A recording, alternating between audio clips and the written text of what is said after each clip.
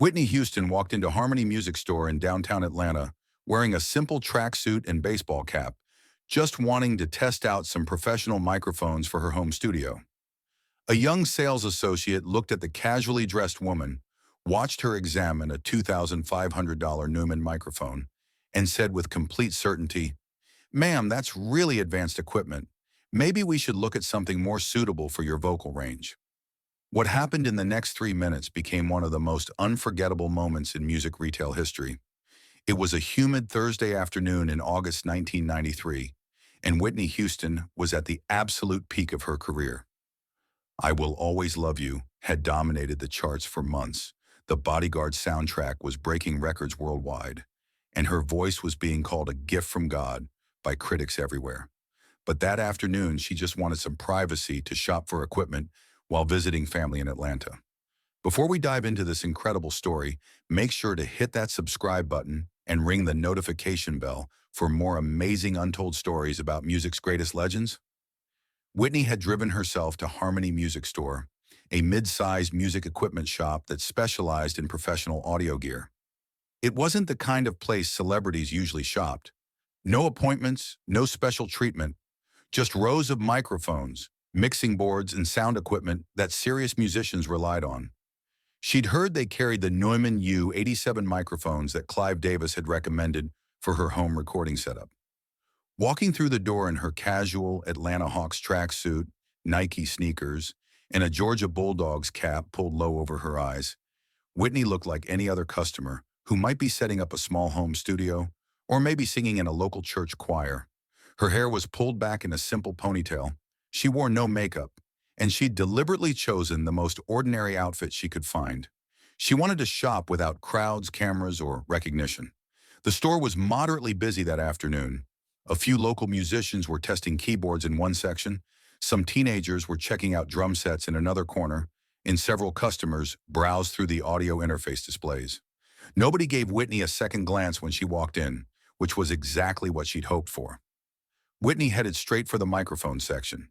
She'd done her research and knew what she was looking for: a few high-end condenser microphones that would give her the warm, professional sound she wanted for her home recordings. She found the Neumann display and carefully lifted the U87, feeling its weight and examining its construction. That's when she encountered Melissa Turner. Melissa was 23 years old, had been working at Harmony Music Store for just over a year, and took immense pride in her musical knowledge. She'd graduated from Atlanta Music Academy with a degree in vocal performance, understood classical technique inside and out, and considered herself an expert on proper vocal equipment. Part of her job, as she saw it, was ensuring customers didn't waste money on equipment that exceeded their actual needs or abilities. When Melissa saw this casually dressed woman handling one of their most expensive microphones, her professional instincts kicked in. That Neumann U87 cost $2,500 and was designed for recording artists who really understood how to use professional-grade equipment. It shouldn't be in the hands of someone who looked like she might sing in a community church or local wedding band. "Ma'am, can I help you with something?" Melissa approached with a friendly but concerned smile. Whitney looked up and smiled warmly. "Yes, I'm interested in this microphone. I've heard wonderful things about the Neumann series." Melissa immediately noticed the woman's speaking voice, rich, warm, with perfect diction, but she attributed that to good church training rather than professional experience. "That's definitely a beautiful microphone," she said carefully, "but it's really designed for professional recording artists. Have you done much studio work?" "Some," Whitney replied simply, continuing to examine the microphone. "Well," Melissa continued with the confidence of someone who'd spent 4 years studying proper vocal technique, "the thing about microphones like this is that they're incredibly sensitive. They pick up every nuance of your voice, which means they require very precise vocal control and proper technique. Without the right training, you might not be able to utilize its full potential." Whitney nodded thoughtfully. "I see. What would you recommend for someone with my level of experience?" This was exactly the kind of question Melissa loved to answer. She gestured toward a display of more moderately priced microphones. For most singers, even very good singers, something in the $300 to $600 range would be much more appropriate. These Audio-Technica models are excellent for church performances, local venues, even small recording projects. They're forgiving of technique variations and much more suitable for developing voices. Developing voices, Whitney repeated quietly. Exactly, Melissa said enthusiastically. Look, I don't mean to be discouraging, but the Neumann you're holding is what artists like Whitney Houston use in major recording studios. Her vocal range and control are extraordinary, which is why she can handle such sensitive equipment. For most of us, it would actually highlight imperfections rather than enhance our sound. Whitney tried very hard to keep a straight face. Whitney Houston uses microphones like this? Absolutely, Melissa said proudly. I've studied her technique extensively in school. Her breath control, her range, her ability to navigate complex vocal runs. She's what we call a technical vocalist. That means she has the precision needed for professional-grade equipment like this. That's very interesting, Whitney said. What exactly makes her so technical? Melissa launched into her explanation with the enthusiasm of someone discussing her favorite subject. Well, first, there's her range. She can hit notes that most singers can't even attempt. Then there's her control in the upper register. When she hits those high notes in I Will Always Love You, and for instance, she maintains perfect pitch and tone even at incredible volume. That level of precision is why studios invest in equipment like this Neumann. Whitney was quiet for a moment, genuinely touched by the young woman's obvious passion for vocal technique, even if it was being used to dismiss her own abilities. You really admire her work? Oh, absolutely. She's probably the greatest vocalist of our generation. Maybe of any generation. The way she can build emotion in a song, the power she generates, it's not just natural talent. It's years of training, incredible technique, and the kind of vocal control that maybe one person in a million possesses. Whitney said thoughtfully. Do you think there's any chance someone with less formal training could still create something beautiful with the right equipment? Melissa considered this carefully. She was genuinely trying to be helpful, not discouraging. Music is absolutely about more than just technical perfection, she said. Some of the most moving performances come from the heart, not from textbook technique. But for equipment like this, you really do need the technical foundation to make it worthwhile. Whitney nodded slowly. I understand. But what if someone had natural ability? Could that make up for lack of formal training? Natural ability is wonderful, Melissa said diplomatically, but it needs to be developed properly. Whitney Houston, for example, has both incredible natural gifts and years of proper training. That combination is what allows her to use her voice as an instrument. Without both elements, even the best equipment can't create magic. Would you mind if I tried this microphone anyway? Whitney asked quietly. Just to hear what it sounds like? Melissa hesitated. Store policy allowed any customer to test equipment under employee supervision, but she really didn't want to see this nice woman embarrass herself or damage an expensive microphone by attempting something beyond her abilities. Of course you can try it, she said finally. Just maybe start with something simple. Don't try to push your voice too hard. Whitney smiled. I'll be careful. Melissa led her to the testing booth, a small soundproof room with professional monitors and recording equipment. She connected the Neumann to the mixing board and adjusted the levels. Okay, whenever you're ready, maybe start with something in a comfortable range. Whitney positioned herself at the microphone, closed her eyes for a moment, and took a deep breath. Then, without any warm-up, without any preparation, she began to sing. She started, her voice soft and gentle. But as she moved into the next line, something magical began to happen. Her voice began to soar, building power and emotion with each note. We'll always love you. The sound that filled the monitoring booth was unlike anything Melissa had ever heard in person. Whitney's voice wrapped around each note with perfect control, building toward the emotional climax that had made the song legendary. And then she hit the high note, the note that had made audiences gasp in theaters worldwide, the note that had redefined what the human voice could achieve, the note that had launched 1,000 imitators and remained unmatched by any of them. Whitney's voice soared to heights that seemed to transcend the physical limitations of the small testing booth. Every word was crystal clear, every emotion perfectly conveyed, every note struck with the precision of a master musician, at the absolute peak of her abilities. Melissa's mouth fell open. Her hands began to shake. Outside the testing booth, the entire store had gone silent. The customers examining keyboards stopped playing. The teenagers at the drum sets put down their sticks. The staff members stopped what they were doing. Everyone turned toward the booth where an impossible voice was creating something that bordered on the supernatural. Whitney sang for maybe 90 seconds, not the full version, just enough to demonstrate the power and range that had made her famous worldwide. When she finished, the silence in the store was deafening.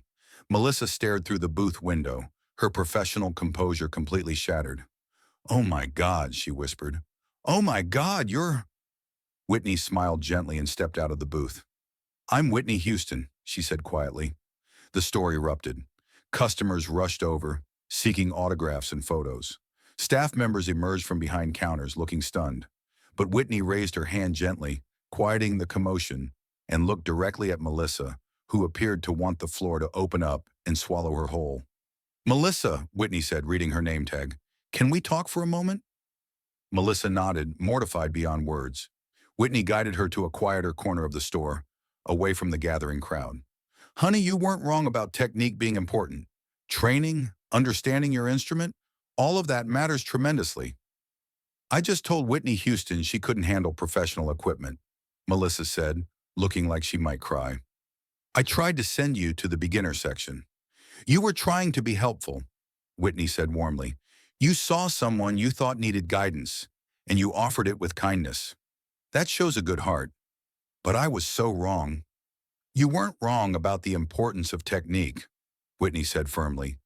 "You just didn't have all the information. And let me tell you something they might not have taught you in music school. Sometimes the most beautiful music comes from places that can't be taught." The store manager had appeared by this point, looking panicked. "Ms. Houston, I am so deeply sorry. This employee will be disciplined immediately. Please accept our sincerest apologies."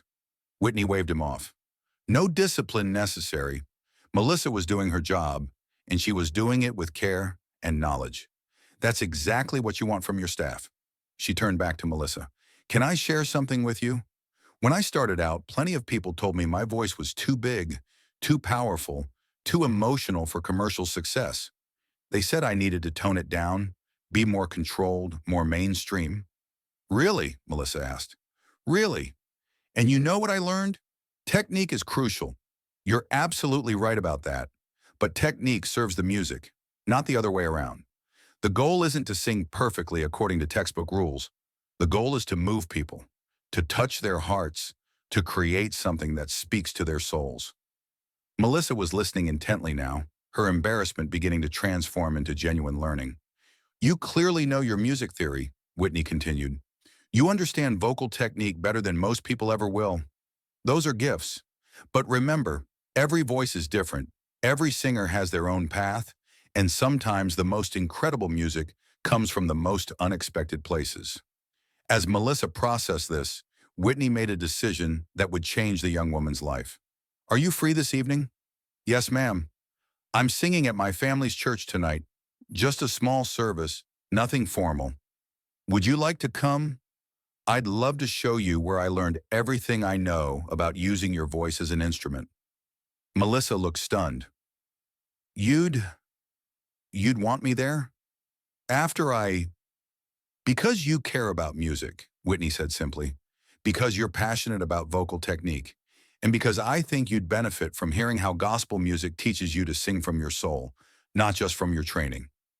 That evening, Melissa Turner sat in the pew of New Birth Baptist Church, watching Whitney Houston sing Amazing Grace with a power and spirituality that no music school had ever prepared her for. She understood for the first time what Whitney had meant about music coming from places that couldn't be taught. After the service, Whitney spent an hour talking with Melissa about vocal technique, but not the kind they taught in school. She talked about singing as prayer, about using your voice to connect with something larger than yourself, about the difference between performing notes and channeling emotions.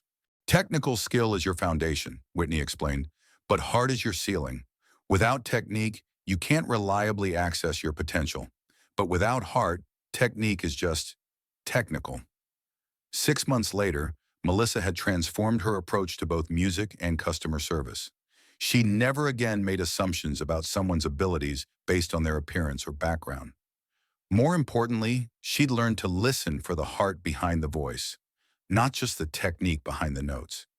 Years later, when Melissa had become a successful vocal coach herself, she would tell this story to her students.